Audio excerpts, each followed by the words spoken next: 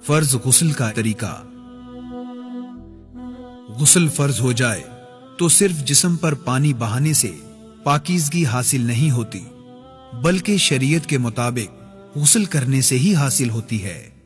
نبی کریم صلی اللہ علیہ وسلم جب بھی فرض غسل فرمانے لگتے تو پہلے اپنے دونوں ہاتھ دھو لیتے، پھر بائیں ہاتھ سے زیر ناف جگہ اچھی طرح دھوتے، پھر بائیں ہاتھ کو زمین پر رگڑ کر پانی سے دھو لیتے اور دوبارہ شرمگاہ کو ہاتھ نہیں لگاتے تھے۔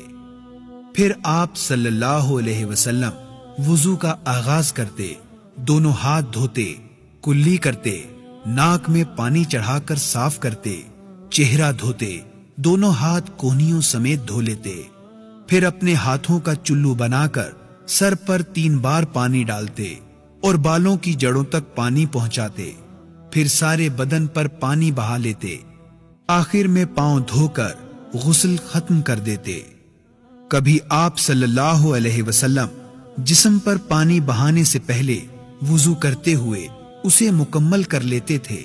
مکمل وضو کے بعد اپنے ہاتھوں کا چلو بنا کر سر پر 3 بار پانی ڈالتے اور بالوں کی جڑوں تک پانی پہنچاتے تھے، پھر سارے جسم پر پانی بہاتے